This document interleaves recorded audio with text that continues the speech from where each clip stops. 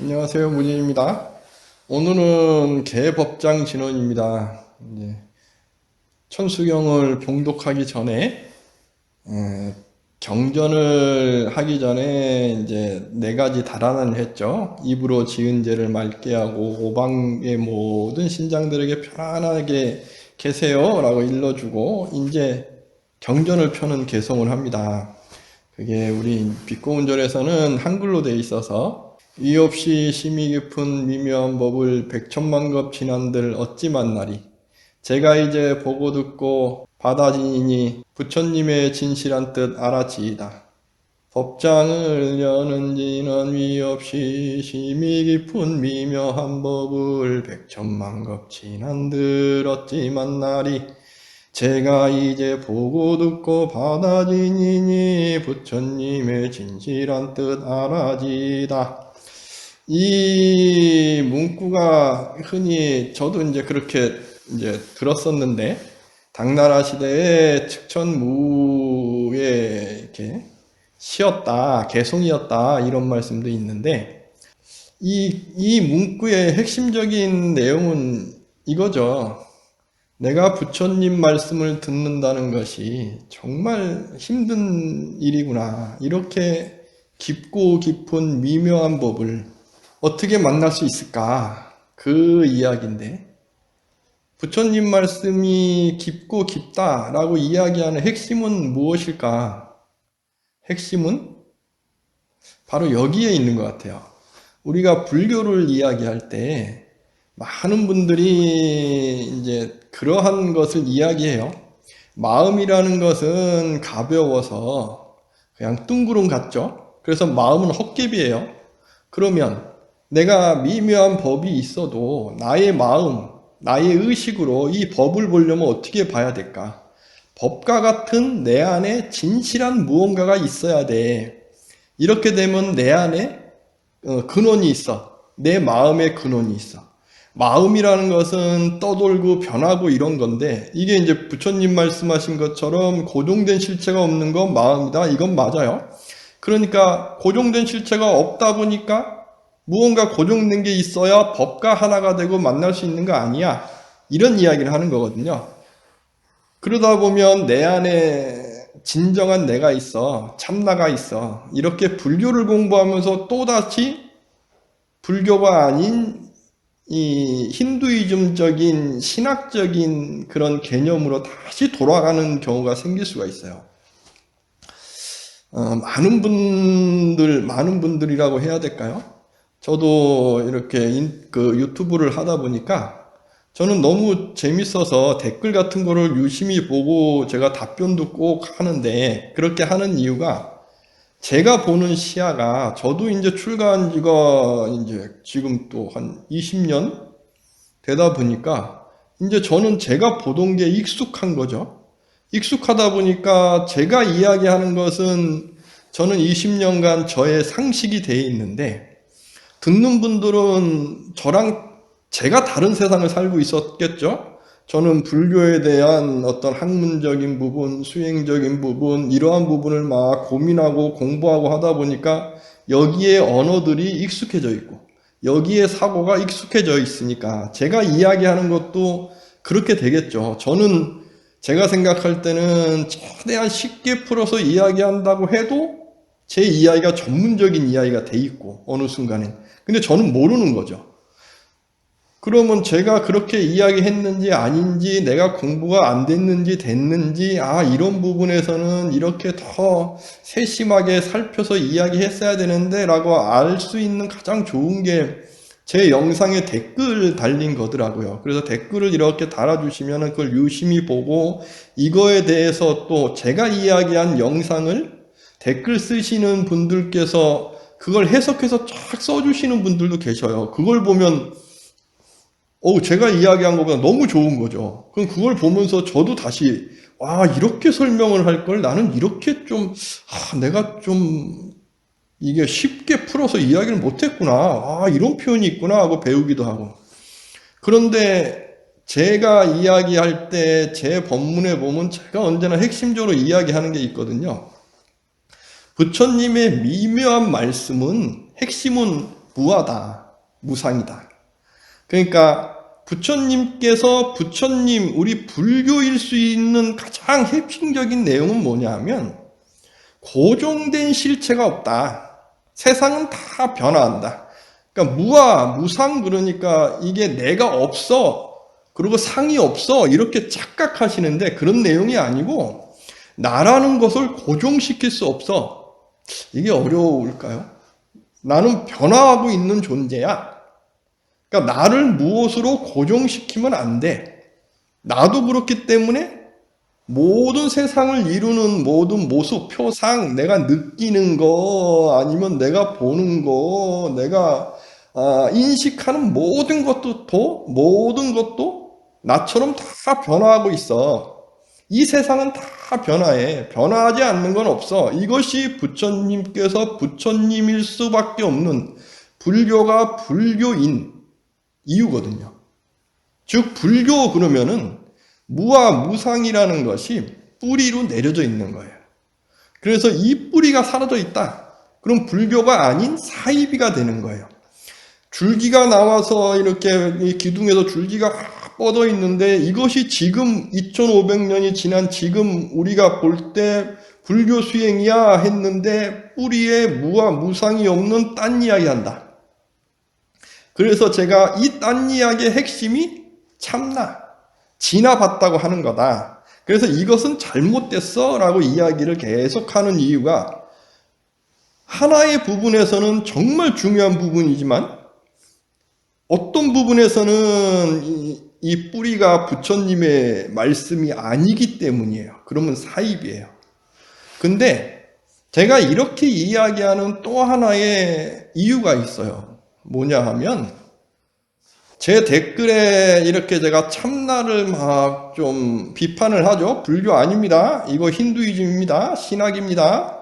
힌두이즘의 신학과 이게 창조주인데 저기 기독교 신학은 좀 차이가 있습니다. 힌두이즘의 신학은 이러한 겁니다. 이게 신의 성품이 내 안에 들어와서 내 안에도 신의 성품이 있다. 그게 진정한 나다, 참나다. 이것은 신학입니다. 라고 이야기하는 이유가 불교랑 전혀 다르기 때문에 사입이기 때문에 그래요. 그런데 어떻게 보면은 제가 이것을 더 비판하는 이유가 있어요. 그 이유는 뭐냐 하면 참나를 이야기하게 되면 현실을 그림자야.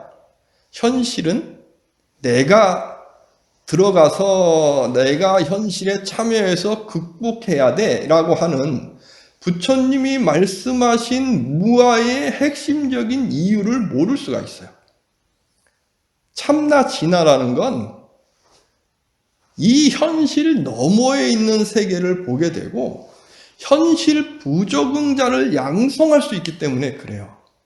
그러면 현실 부적응자가 왜 잘못됐느냐? 현실을 살고 있는 사람들에게 현실은 그림자고 괴로운 거야. 당신들은 괴로운 이유는 현실 속에 살고 있기 때문에 그래. 벗어나. 근원을 찾아. 그래, 근원을 찾으면 여여할 수 있어. 이런 얘기 하시는 분 유튜브에 참 많거든요.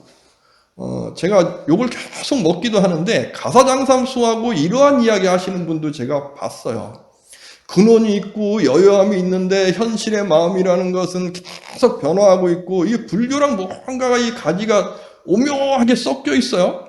그래가지고 이걸 벗어나면 저기에 나와 너가 하나가 되는 그 진실한 그 참나가 있어. 그걸 봐. 그러면 현실을 뛰어넘을 수 있어. 모든 이야기의 끝은 현실을 넘어서 있어. 이 이야기 하거든요. 부처님께서 부처님만의 법을 해석하시는 방법이 있어요. 뭐냐 하면 부처님께서는 말씀을 하셔서 나라는 건 오온이죠. 오온을 말씀하실 때 오온이 나라고 이야기할 수 있다. 근데 오온은 변화한다. 변화하는 이유를 설명하실 때 오온을 다 해체해요. 해체라는 게 뭐냐 하면 그거 하나 다 분석하는 거예요. 무엇으로 분석할까요? 어떤 분이 제가 이러한 부처님의 해체하는 방법을 갖고 저한테 참나 제가 비판하니까 딴지 거신 분이 있어요. 그래서 부처님 말씀을 통해서 제가 설명을 쫙 했더니 견성이라는 개념 속에서 있는 그런 분이 저의 이러한 어떤 참나 잘못됐어. 그러니까 이분도 견성하면서 참나라는 걸 이야기하고 있는 거예요. 그래서 이 부분에 대해서 설명을 했어요. 부처님께서 말씀하셨던 해체하는 부분에서 나라는 존재, 오온이라는 존재는 이렇게 변화한다. 부처님 말씀은 여기 있다. 그래서 현실적으로 봤을 때도 이렇게 해석해야 된다라고 했더니 저한테 그런 얘기 하는 거예요. 아니, 세속의 법으로 제가 설명하고 있대요.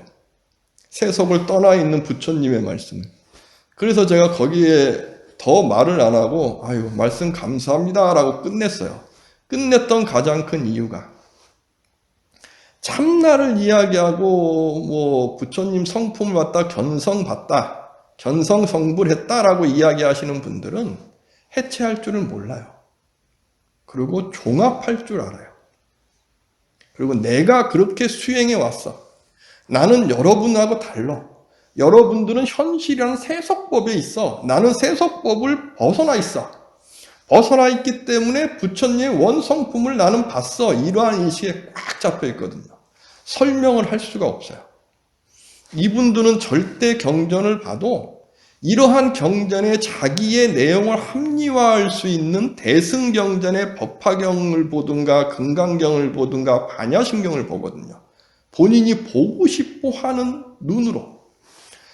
우리 대승경전은요, 불교가 꽃을 펴서 오면서 500년 정도 지난 서기 전후에 결집되는 경전이라서 굉장히 철학적으로 확립됐을 때 결집이 되는 거예요. 그래서 그 안에 내용이 무궁무진하게 많아요. 이걸 해석하려면 부처님의 원 말씀인 해체라는 것이 무엇인지 알아야 해석할 수 있어요. 그게 없으면 해석할 수 없거든요. 근데 공부가 이러한 부분이 안 되고 법화경이나 아니면 반야심경이나 이러한 대승경전을 보는데 내가 어떤 분이 수행을 쫙 하다가 아차 하는 한순간 마음이란 건 둥그름 같아. 모였다가 흩어지는 거야. 그러면 내가 진실한 걸 보려면 어떻게 해야 돼? 진실함이 있어야 돼. 내 안에 진실함을 찾아야지. 그렇게 가다 보면 진실한 가다가 내 안에 부처님이 있어. 그걸 봤다라고 생각하는 거죠. 이게 참나, 진화하고 똑같은 개념인 거예요. 견성성불할 때의 그 견성, 그래서 불성이라는 개념은 내 안에 부처가 있어서 부처를 봤어, 부처의 성품을 봤어가 아니고 내가 부처가 될 수 있는 가능성이 나에게 있어라는 걸 이야기하는 거예요. 내 안에 부처가 있어서 그걸 봐, 그걸 끄집어내, 이 이야기가 절대 아니에요. 이게 착각하는 거예요. 우리 한국 불교가 한자를 벗어나야 돼라고 이야기하는 이유도 여기 있어요. 한자라는 게 중국 사람들도 본인들의 한자가 뭐가 단점인지를 알아요. 제가 서양 철학을 전공했다고 하는데 서양 철학을 전공했던 사람들은 동양 철학은 철학으로 인정을 안 해요. 왜 인정을 안 할까? 중간이 없어요. 논리적인 해체 분석이라는 개념이 솔직히 없어요. 그럼 무엇이 있느냐? 상근기라는 게 있어요. 상근기.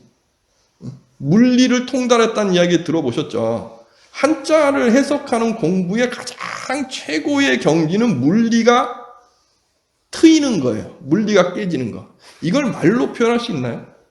물리가 트인 분한테 한자 공부 배워보세요. 배울 수 있나? 못 배워요. 그분은 딱 보면 그냥 이해하는 거예요. 그 경지를 학문적으로 이해할 수 있겠어요? 이해할 수 없어요. 그런데 한자는 이걸 이야기하는 거예요. 이 떠나 있는 거. 그러니까 자꾸 이 중국식 불교, 중국식의 어떤 그 깨달음의 불교, 제가 제 영상에서 계속 비판하는 송나라 시대에 확립된 가장 귀족적이라서 송나라 시대에 확립된 불교는 정말 현실 참여라는 것이 사라져 있고 그냥 현실이라는 것은 생각 안 해도 되는 최상류층의 불교예요. 최상류층. 현실은 그냥 눈 감고 있는. 부처님께서 그 불교에 대해서 보시면 통탄할 불교.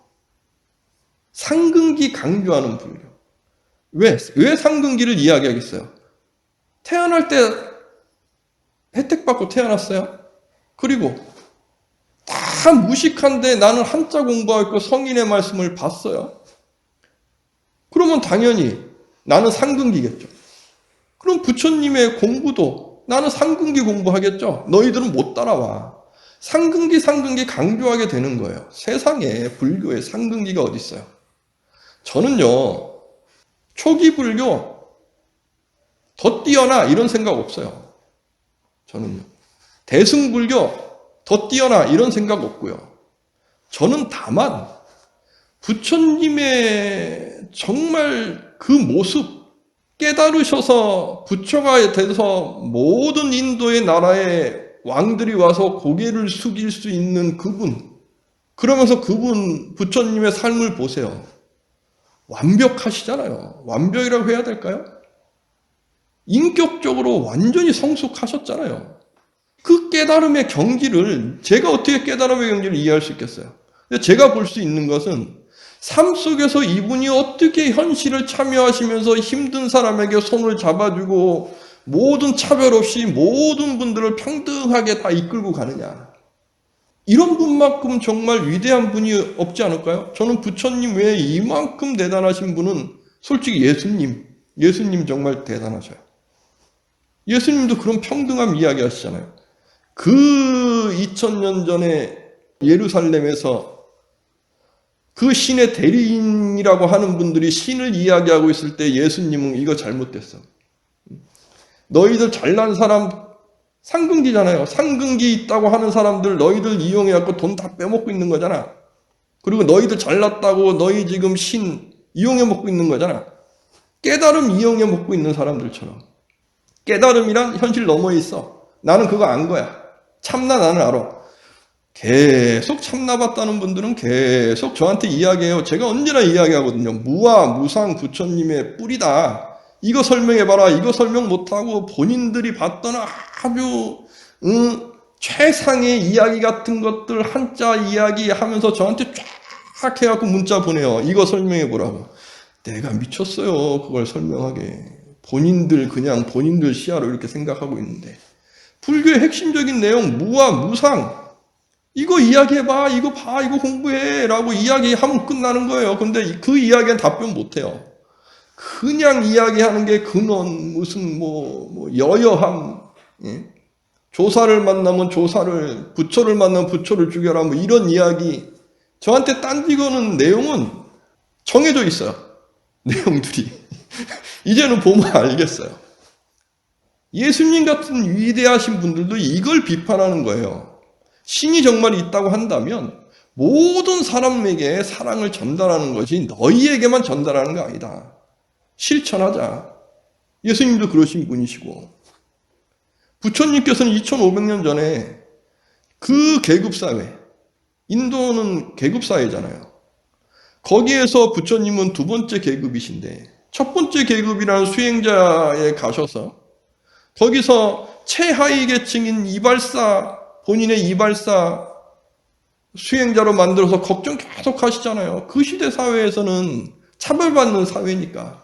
근데 거기서 계속 그 차별을 깨려고 노력하셨던 그분, 그리고 그 맨발로 80생애를 걸어 다니셨던 그분께서 왜 걸어 다니셨겠어요? 일반 사람이 부처님을 뵈려면 이미 부처님도 그런 위치에 있으니까 일반 사람들이 와서 2500년 전에 뵐 수 있었겠어요. 그러니까 본인이 다니시면서 한 분 한 분 손잡고 인연되는 사람 손잡고 다니셨던 거죠. 얼마나 멋있어요. 불교는 여기에 있는 거예요. 절대 종합하는 데 있지 않아요. 상근기 잘난 사람들 앉아서 뭘 했는데 내가 통달했어. 이런 게 어디 있어요. 통달했으면 통달한 것은 몸으로 보여주는 거예요. 말로 한다? 솔직히 말로 하는 거는 제가 전에도 이야기했잖아요. 화두선? 그거 자꾸 막 공부해보세요. 이해 안 되는 게 어디 있어요. 다 이해되지. 화두라는 것 자체가 어떤 하나의 딱 형상이나 상에 딱 걸려있는 거라서 그 상을 떠나는 하나의 언지를 주는 건데 그러한 개념을 자꾸 보면은 화두의 내용이 이해 안 되는 게 어딨냐고요. 그걸 들고 공고해야만 이해된다고요? 정말요?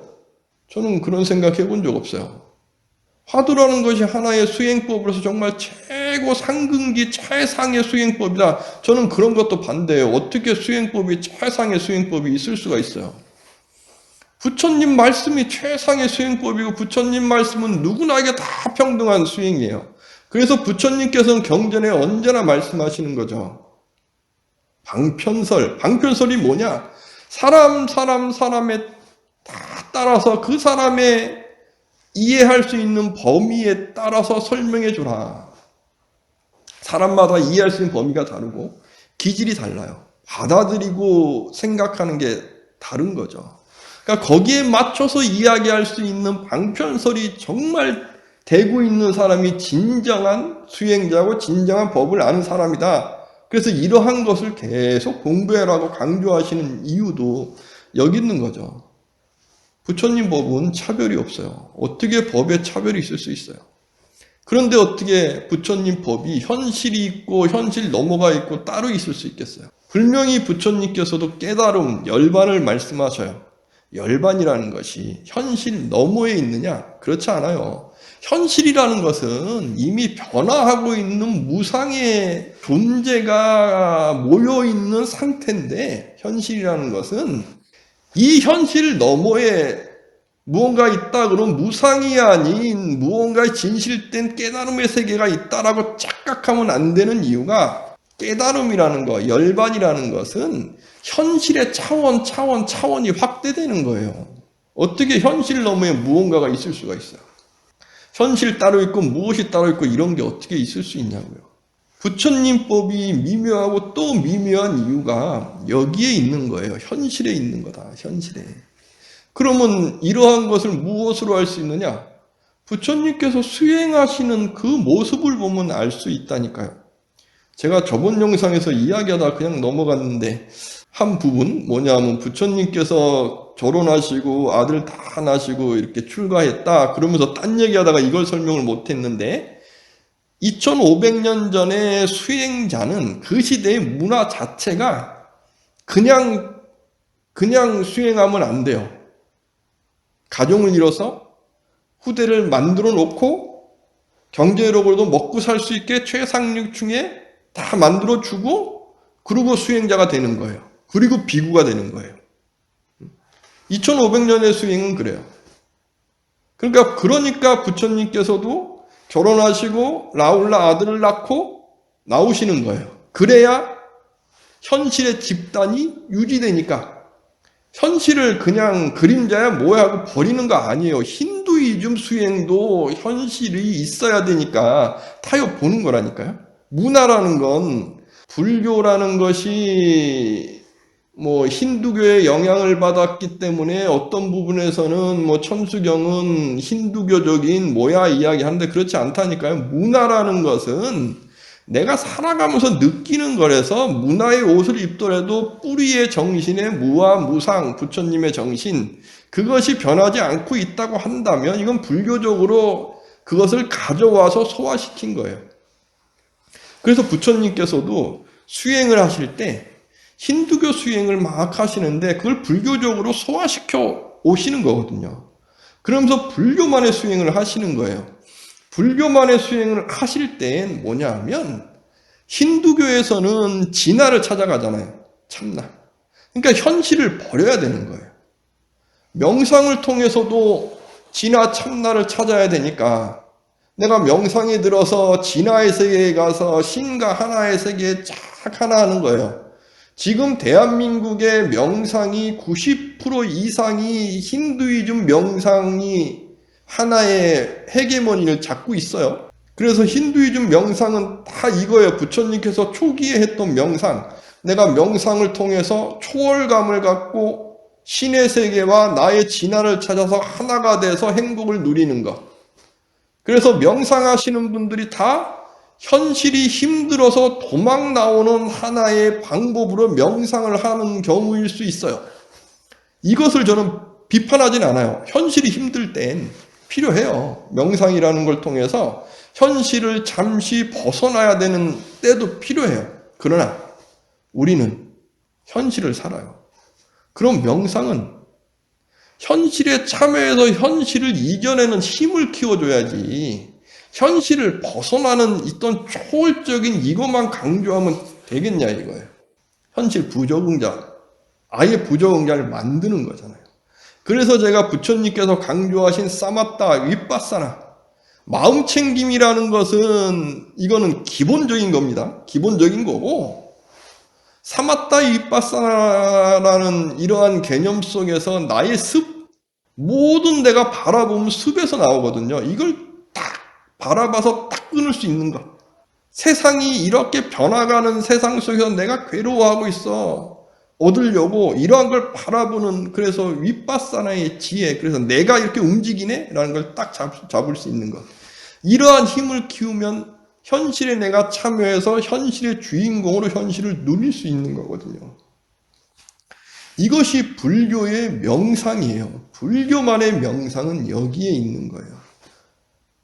이것이 아주 미묘하고 아주 위대한 부처님만의 말씀이신 거죠. 부처님 법의 핵심인 거죠.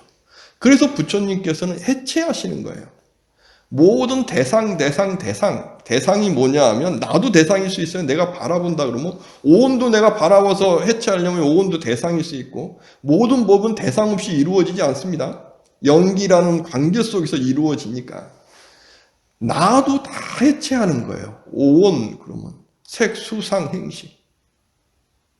색이라는 것도 해체해요. 해체하면 뭐만 남아요? 변화만 남잖아요.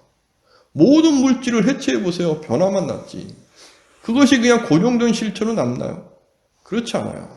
그러면 감각이라는 것도 수상행식해서 내가 식이라는 어떠한 개념이나 어떠한 사고도 행이라는 느낌의 종합체가 함께 하면서 상이라는 무언가에 그림 그려지고 수라는 어떤 느낌이 다가오는 건데, 여기에서 우리는 좋고 싫든가 아니면 느끼지 않든가. 우리가 살아가는 모든 것은요, 눈에 비춰질 때 좋거나 싫은 것이 눈에 비춰지고요, 관심 없거나 무관심하고 이것도 아니고 저것도 아닌 건 그냥 지나가요. 우리의 감각 속에서. 그래서 좋은 것은 내가 갖고 싶으니까 贪심으로 나타나는 거고, 싫은 것은 진심으로 나타나는 거예요. 이렇게 하나하나 종합해 가다 보면, 그리고 탐심과 진심은 나의 행위를 결정하고 나의 의식을 결정하는 거예요. 그것을 연계선의 가래라고 이야기하는 거고, 그걸 다시 해체해 보세요. 해체하면 감각이라는 것, 내가 좋고 싫다는 것, 10년 전에 좋고 싫은 것이 지금도 좋고 싫은가요? 변화하고 있잖아요. 마음은 쫙 변화하고 있어요. 세상이 다 변화하고 있으니까. 그러면 변화하고 있는 속에서 나를 어떻게 지킬 것이냐? 지키는 게 아니에요. 변화한다는 그 자체를 인식을 딱 하고, 나도 변화 속에서 내가 있다는 걸 인식을 딱 하게 되면 나라는 존재는 변화하는 존재예요. 그 변화하는 존재를 내가 인정할 수 있어요. 나는 변화해요. 그럼 변화할 때 나를 어떻게 변화시켜야 되겠어요? 행복하게, 괴롭지 않게. 고진멸도 사성제의 핵심이 뭐예요? 고라는 건 집착에서 있는 거죠. 세상이 해체되지 않고 변화하지 않고 무언가 있어라고 생각하고 싶은 이 상태가 고고, 이것이 집착이에요. 근데 변화한다는 걸 딱 인정해 보세요. 이것이 내가 생각을 하고 뭐를 해서 하는 게 아니고, 이 자체가 세상과 하나가 돼서 하나가 되는 이 상태를 딱 이루는 거, 이게 수행의 경지고, 하나하나 가는 수행의 경지고, 여기에서 내가 변화함 속에서 내가 있어라고 딱 느끼면 괴로움의 집착을 벗어날 수 있잖아요. 그러면 행복을 향해 추구해 갈 수 있어요. 누가? 변화하는 내가 행복을 향해. 행복도 변화해요. 모든 거 다 변화한다니까요. 거기에서 내가 인정을 탁 하고 그걸 한번 바라봤다고 해보세요. 변화한다는 걸 내가 인정을 탁 했다고 생각해 보시라니까요. 인정을 딱 한다는 게 고정시키는 게 아니고, 고정시키는 게 아니고 변화함 속에서 인정하는 거예요. 그러면 그럴 수 있는 거예요. 세상. 그리고 나도 행복할 수 있는 거예요. 내가 세상의 주인공일 수 있는 거예요. 변화는 내가 시키고 있거든요. 무엇이? 육군이. 어떻게? 육천을 봐서. 이 세상은 18개니까 육군이 12처가 돼서 18개. 이게 이 세상을 이루는 거잖아요. 이 세상. 근데 이 세상 자체가 내가 눈이 있어서 바라봐요. 어떠한 대상을. 그죠? 그래서 그것이 내 안에 들어와서 나의 감각이라는 경험담을 쫙 그려내면서 이게 뭐야, 좋고 싫어, 뭐야, 만들어가는 거. 이게 세상이잖아요. 18개. 근데 이것이 변화하고 있어요. 그러면 내가 그거에 집착할 이유가 뭐 있어요? 이것이 부처님의 해체예요, 해체. 이걸 이해 못하면, 세상을 그렇게 보는데 진실한 세상을 봐야 되니까 내 안에 진실한 무언가가 있어, 참나가 있어. 이거 끄집어내야 돼, 계속 하는 거. 이거 정말 어리석은 거라니까요. 이 이야기 나와갖고 이야기하면 그럴듯하죠. 세상이 다 변화하는데 내 안에서 변화하는 세상에 둥구름 같은 세상에서 그러면 진실한 무언가가 있어야 되는 거 아니야. 그러니까 변화하는 그 세상에서 마음은 다 변화하는데 진실한 마음을 찾아. 그러면 여여해 근원을 찾아. 말은 멋있죠. 불교 아니에요. 부처님 이 말씀 하지 않아요. 이거 찾아봐야 이건. 부처님께서 명상을 통해서 신의 세계, 진화의 세계 딱 갔는데 눈 뜨고 나면 현실이잖아요. 이런 사람들 현실 어떻게 살까요? 못 살아요. 진화 이야기하는 사람들 현실 어떻게 사나 한번 봐보세요. 잘 사나? 못 살아요. 나한테 진화, 참나 이야기하시는 분들 다 12조로 이야기하지. 제가 그래서 계속 써요. 염치가 좀 있으시라고. 못 알아들어요. 제가 무슨 이야기 하는지. 그분들 못 알아들어요. 왜? 염치라는 게 뭐예요?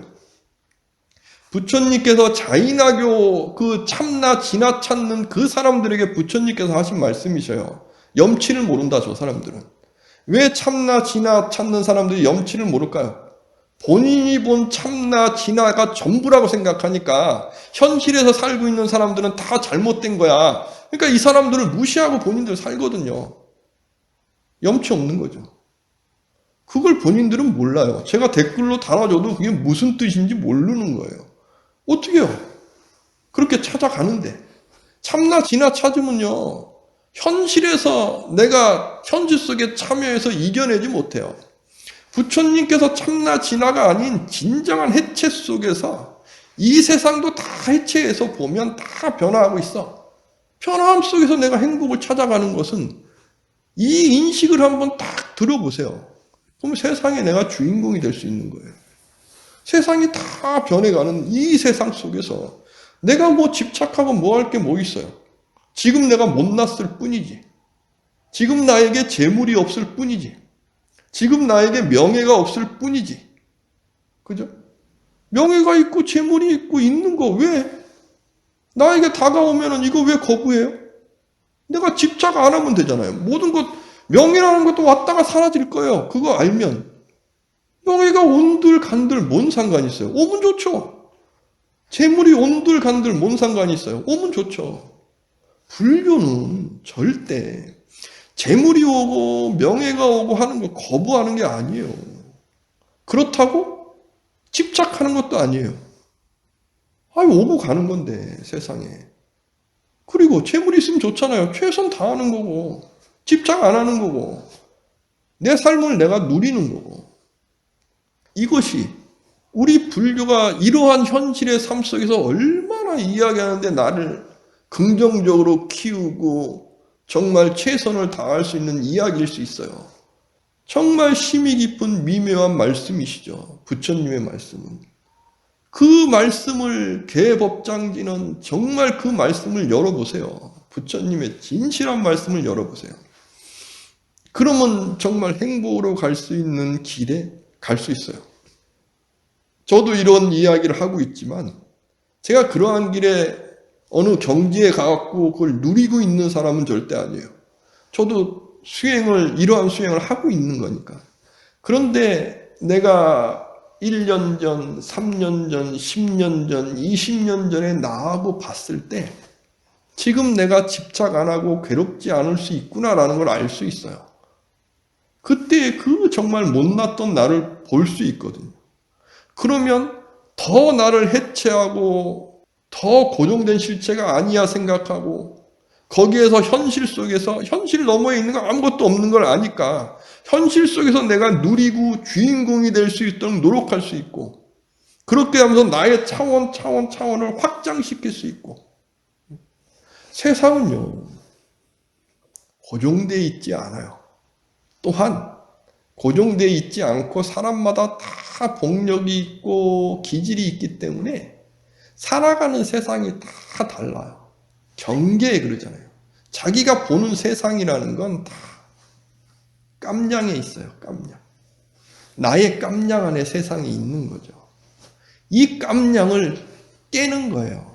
부처님께서 해체해서 깨는 거예요. 깨고 또 깨고 가는 것, 이것이 반야예요. 반야의 지혜.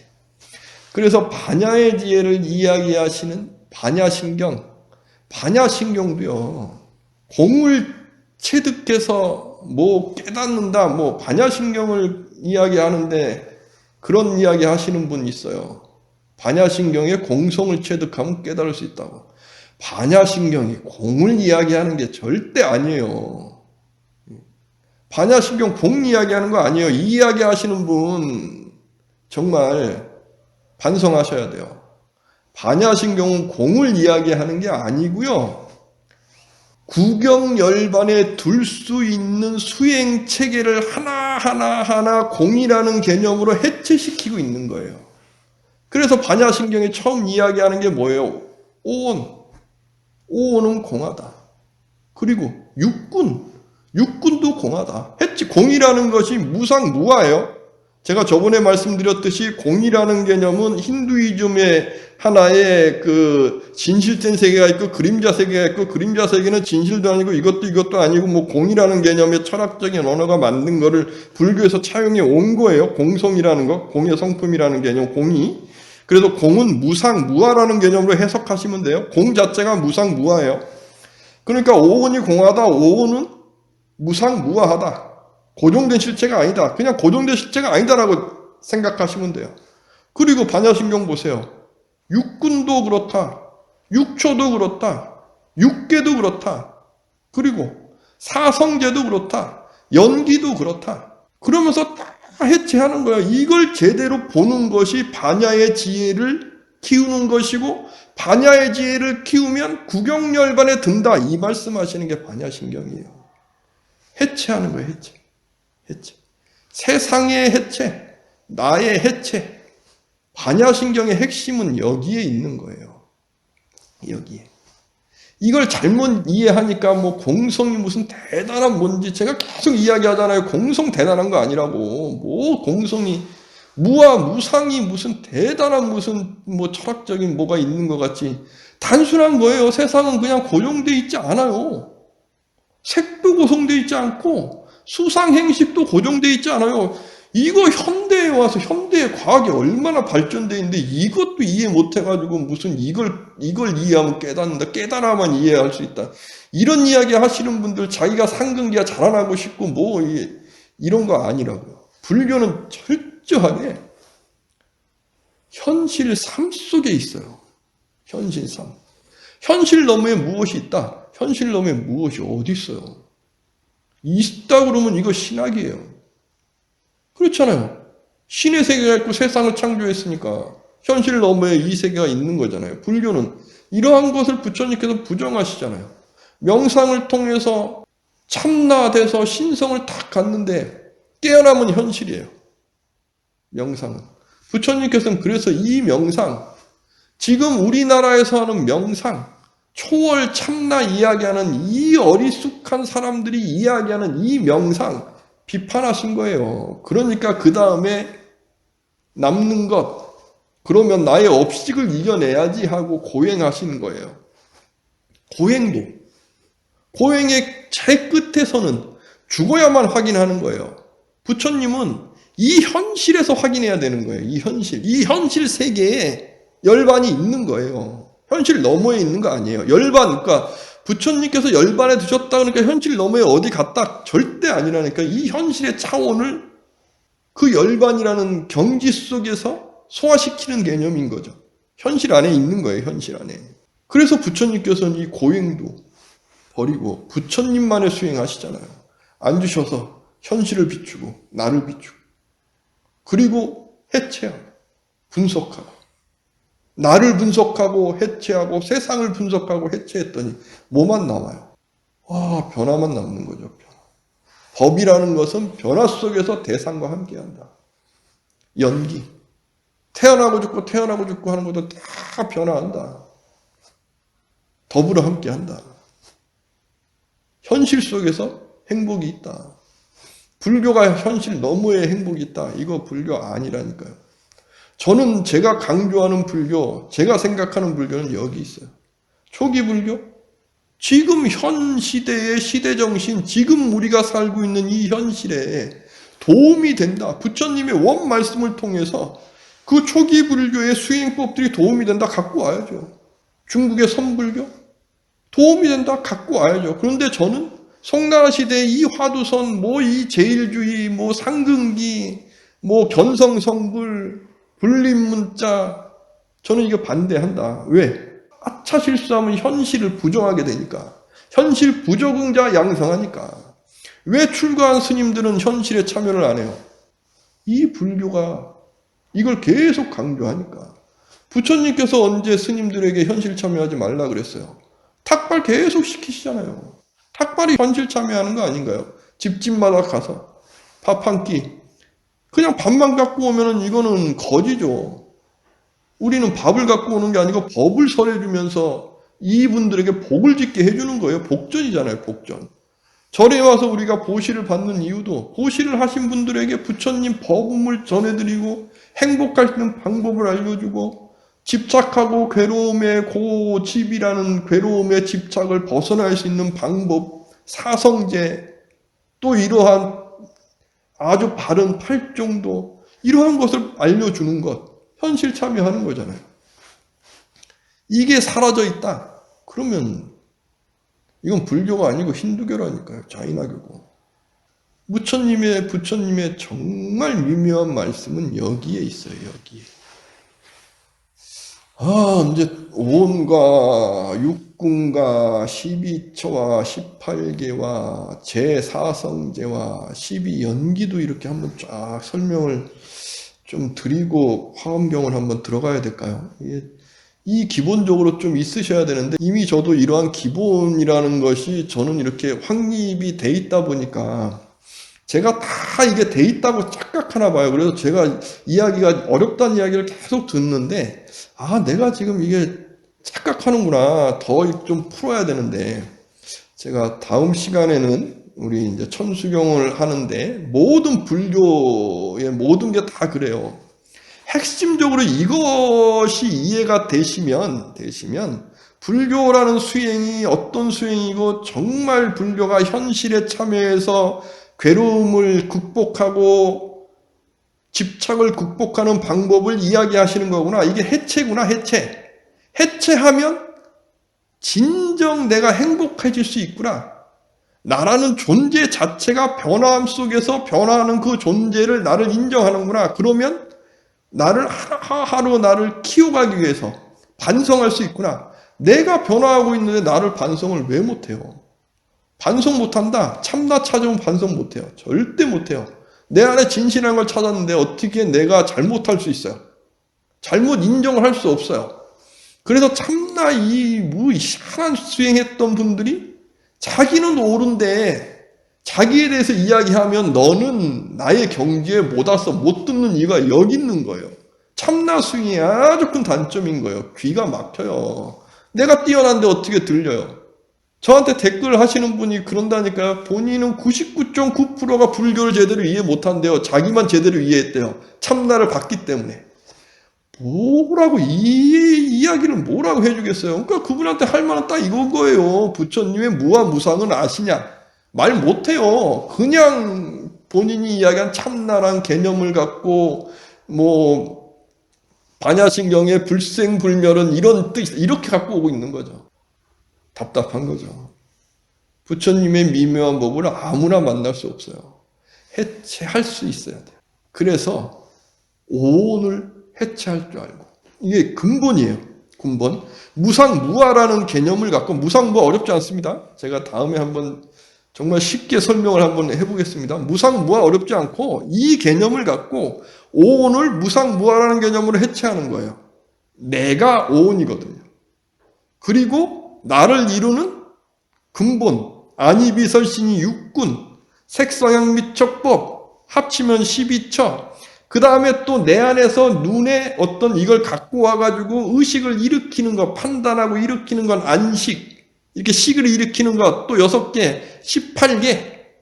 그리고 세상의 괴로움은 집착에서 와. 근데 이 집착을 버릴 수 있는 방법이 있어라고 이야기하신 사성제. 그리고 이 세상을 이루는 모든 모습, 연기의 모습, 12연기.